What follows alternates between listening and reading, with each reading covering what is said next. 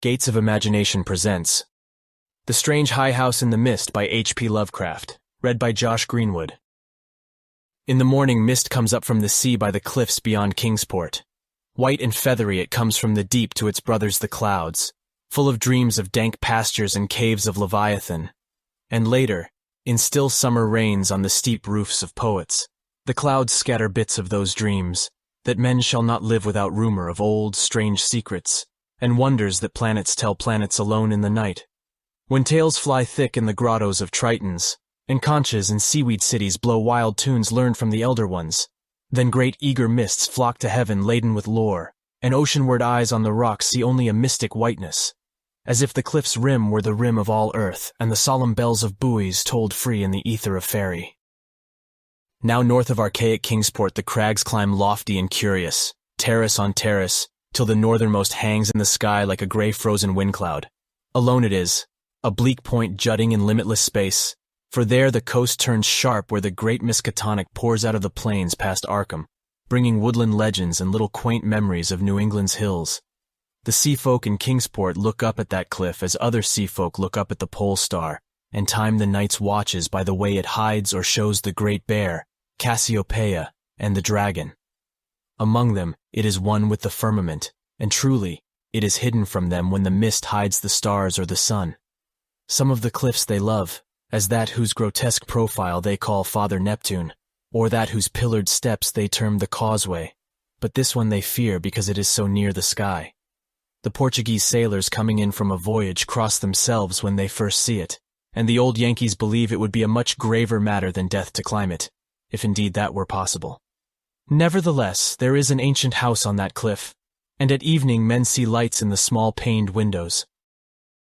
The ancient house has always been there, and people say one dwells therein who talks with the morning mists that come up from the deep, and perhaps sees singular things oceanward at those times when the cliff's rim becomes the rim of all earth, and solemn buoys toll free in the white ether of fairy. This they tell from hearsay, for that forbidding crag is always unvisited, and natives dislike to train telescopes on it.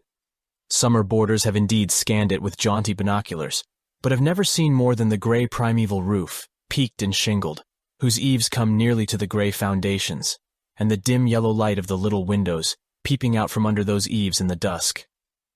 These summer people do not believe that the same one has lived in the ancient house for hundreds of years, but cannot prove their heresy to any real Kingsporter. Even the terrible old man who talks to leaden pendulums in bottles, buys groceries with centuried Spanish gold, and keeps stone idols in the yard of his antediluvian cottage in Water Street, can only say these things were the same when his grandfather was a boy, and that must have been inconceivable ages ago, when Belcher or Shirley or Pownell or Bernard was governor of His Majesty's province of the Massachusetts Bay. Then one summer there came a philosopher into Kingsport. His name was Thomas Olney, and he taught ponderous things in a college by Narragansett Bay. With stout wife and romping children he came, and his eyes were weary with seeing the same things for many years, and thinking the same well-disciplined thoughts.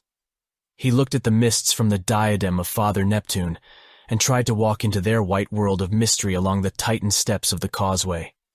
Morning after morning, he would lie on the cliffs and look over the world's rim at the cryptical ether beyond, listening to spectral bells and the wild cries of what might have been gulls.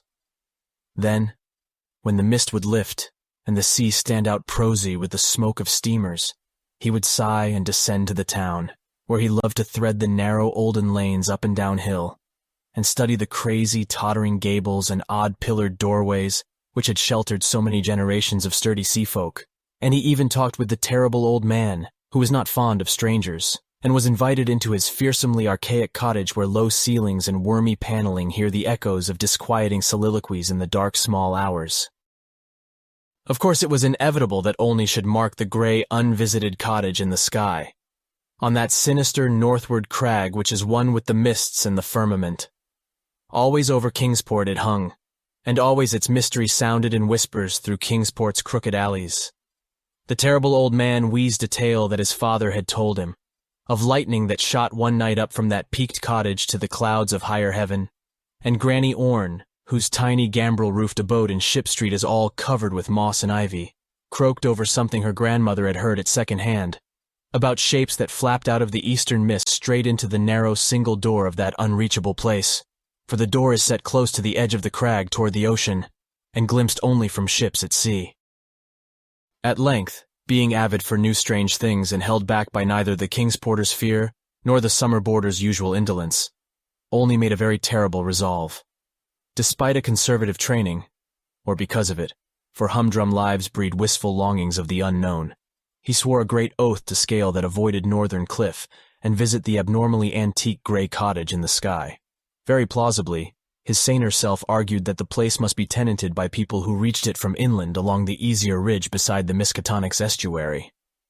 Probably they traded in Arkham, knowing how little Kingsport liked their habitation, or perhaps being unable to climb down the cliff on the Kingsport side.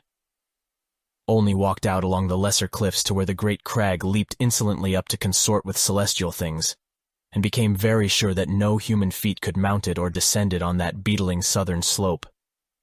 East and north, it rose thousands of feet vertically from the water, so only the western side, inland and toward Arkham, remained.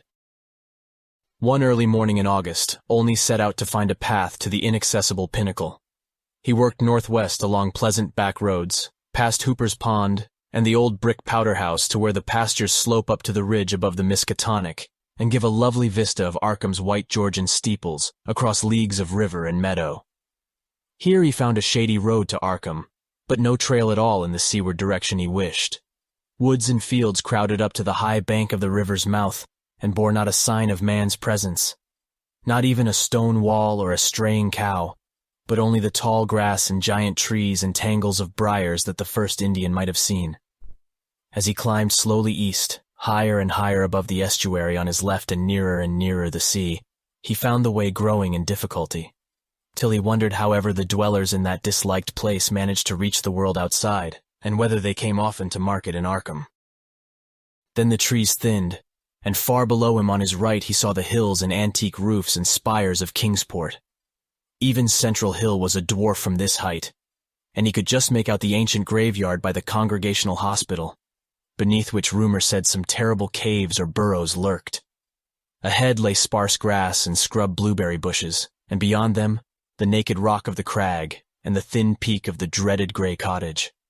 Now the ridge narrowed, and Olney grew dizzy at his loneness in the sky. South of him, the frightful precipice above Kingsport. North of him, the vertical drop of nearly a mile to the river's mouth.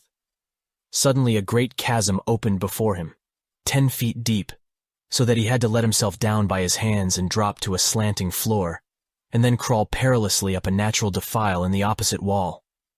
So this was the way the folk of the uncanny house journeyed betwixt earth and sky. When he climbed out of the chasm, a morning mist was gathering, but he clearly saw the lofty and unhallowed cottage ahead. Walls as gray as the rock, and high peaks standing bold against the milky white of the seaward vapors. And he perceived that there was no door on this landward end, but only a couple of small lattice windows with dingy bullseye panes leaded in 17th century fashion. All around him was cloud and chaos, and he could see nothing below but the whiteness of illimitable space. He was alone in the sky with this queer and very disturbing house, and when he sidled around to the front and saw that the wall stood flush with the cliff's edge, so that the single narrow door was not to be reached save from the empty ether, he felt a distinct terror that altitude could not wholly explain. And it was very odd that shingles so worm-eaten could survive, or bricks so crumbled still form a standing chimney. As the mist thickened, Olney crept around to the windows on the north and west and south sides, trying them but finding them all locked. He was vaguely glad they were locked, because the more he saw of that house, the less he wished to get in. Then a sound halted him. He heard a lock rattle and bolt shoot, and a long creaking follow as if a heavy door were slowly and cautiously opened. This was on the oceanward side that he could not see, where the narrow portal opened on blank space thousands of feet in the misty sky above the waves. Then there was heavy, deliberate tramping in the cottage, and Olney heard the windows opening, first on the north side opposite him, and then on the west just around the corner. Next would come the south windows, under the great low eaves on the side where he stood, and it must be said that he was more than uncomfortable as he thought of the detestable house on one side and the vacancy of upper air on the other. When a fumbling came in the nearer casements, he crept around to the west again, flattening himself against the wall beside the now opened windows. It was plain that the owner had come home, but he had not come from the land, nor from any balloon or airship that could be imagined. Steps sounded again, and only edged round to the north, but before he could find a haven, a voice called softly, and he knew he must confront his host. Stuck out of a west window was a great black-bearded face whose eyes shone phosphorescently with the imprint of unheard-of sights. But the voice was gentle, and of a quaint olden kind, so that Olney did not shudder when a brown hand reached out to help him over the sill and into that low room of black oak wainscots and carved Tudor furnishings. The man was clad in very ancient garments, and had about him an unplaceable nimbus of sea lore and dreams of tall galleons. Olney does not recall many of the wonders he told, or even who he was, but says that he was strange and kindly, and filled with the magic of unfathomed voids of time and space. The small room seemed green with a dim, aqueous light, and Olney saw that the far windows to the east were not open, but shut against the misty ether with dull, thick panes, like the bottoms of old bottles. That bearded host seemed young, yet looked out of eyes steeped in the elder mysteries, and from the tales of marvelous ancient things he related, it must be guessed that the village folk were right in saying he had communed with the mists of the sea and the clouds of the sky ever since there was any village to watch his taciturn dwelling from the plain below. And the day wore on, and still Olney listened to rumors of old times and far places, and heard how the kings of Atlantis fought with the slippery blasphemies that wriggled out of rifts in ocean's floor, and how the pillared and weedy temple of Poseidonis is still glimpsed at midnight by lost ships, who know by its sight that they are lost. Years of the Titans were recalled, but the host grew timid when he spoke of the dim first age of chaos before the gods, or even the elder ones were born, and when only the other gods came to dance on the peak of Hathig Kla in the stony desert near Ulthar, beyond the river sky. It was at this point that there came a knocking on the door, that ancient door of nail-studded oak, beyond which lay only the abyss of white cloud. Olney started in fright, but the bearded man motioned him to be still, and tiptoed to the door to look out through a very small peephole. What he saw he did not like, so pressed his fingers to his lips and tiptoed around to shut and lock all the windows before returning to the ancient settle beside his guest. Then Olney saw lingering against the translucent squares of each of the little dim windows in succession a queer black outline as the caller moved inquisitively about before leaving.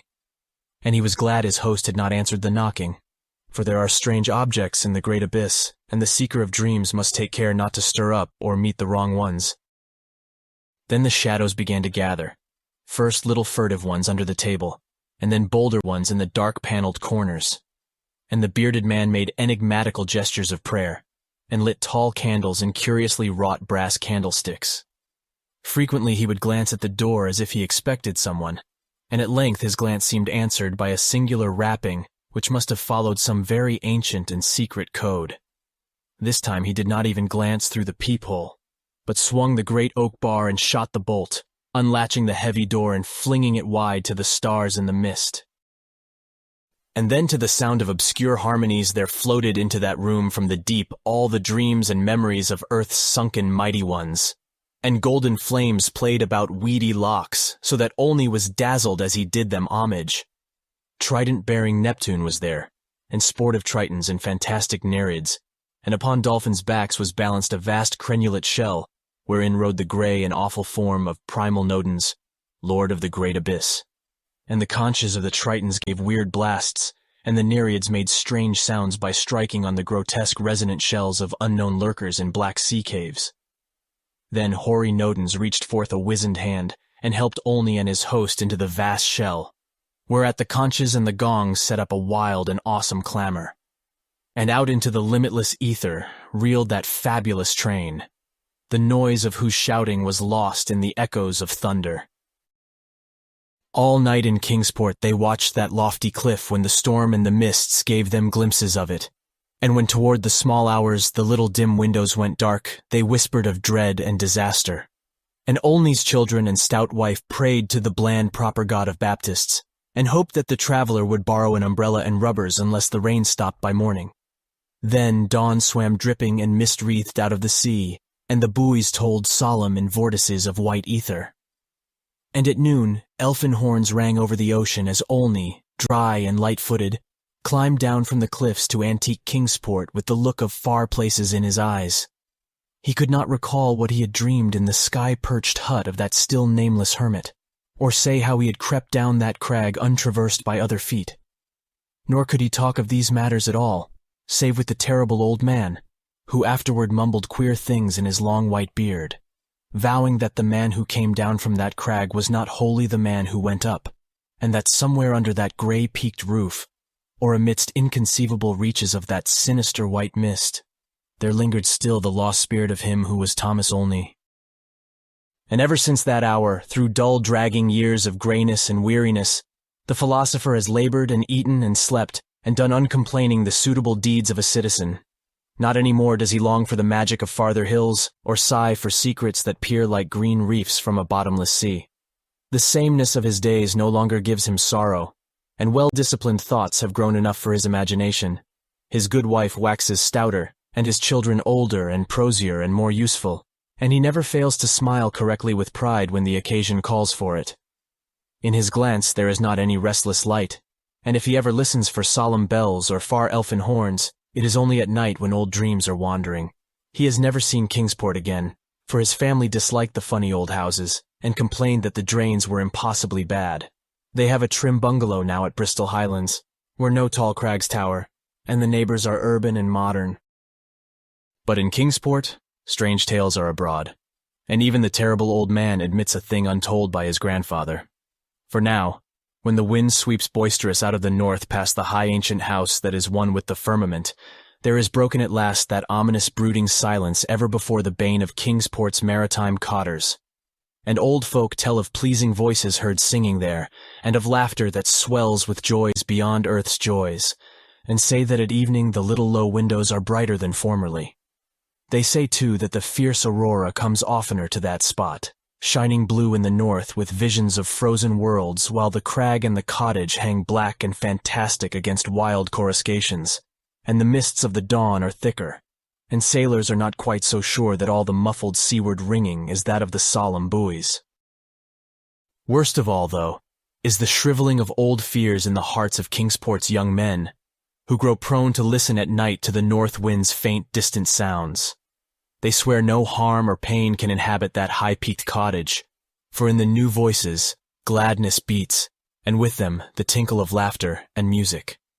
What tales the sea mist may bring to that haunted and northernmost pinnacle they do not know, but they long to extract some hint of the wonders that knock at the cliff-yawning door when clouds are thickest, and patriarchs dread lest someday one by one they seek out that inaccessible peak in the sky, and learn what centuried secrets hide beneath the steep shingled roof, which is part of the rocks and the stars and the ancient fears of Kingsport. That those venturesome youths will come back they do not doubt, but they think a light may be gone from their eyes, and a will from their hearts. And they do not wish quaint Kingsport with its climbing lanes and archaic gables to drag listless down the years, while voice by voice the laughing chorus grows stronger and wilder in that unknown and terrible eyrie where mists and the dreams of mists stop to rest on their way from the sea to the skies. They do not wish the souls of their young men to leave the pleasant hearths and gambrel-roofed taverns of old Kingsport, nor do they wish the laughter and song in that high rocky place to grow louder. For as the voice which has come has brought fresh mists from the sea and from the north fresh lights, so do they say that still other voices will bring more mists and more lights, till perhaps the olden gods, whose existence they hint only in whispers for fear the congregational parson shall hear, may come out of the deep and from unknown Kadath in the cold waste, and make their dwelling on that evilly appropriate crag so close to the gentle hills and valleys of quiet, simple fisher-folk. This they do not wish, for to plain people things not of earth are unwelcome, and besides, the terrible old man often recalls what Olney said about a knock that the lone dweller feared, and a shape seen black and inquisitive against the mist through those queer translucent windows of leaded bull's eyes. All these things, however, the elder ones only may decide, and meanwhile the morning mist still comes up by that lonely vertiginous peak with the steep ancient house, that gray low-eaved house where none is seen but where evening brings furtive lights, while the north wind tells of strange revels. White and feathery, it comes from the deep to its brothers the clouds, full of dreams of dank pastures and caves of Leviathan. And when tales fly thick in the grottos of Tritons, and conches in seaweed cities blow wild tunes learned from the elder ones, then great eager vapors flock to heaven laden with lore, and Kingsport, nestling uneasy on its lesser cliffs below that awesome hanging sentinel of rock, sees oceanward only a mystic whiteness, as if the cliff's rim were the rim of all earth, and the solemn bells of the buoys tolled free in the ether of fairy. Thank you for listening. If you like our recordings, consider liking this video and subscribing to our channel so you don't miss any more audiobooks.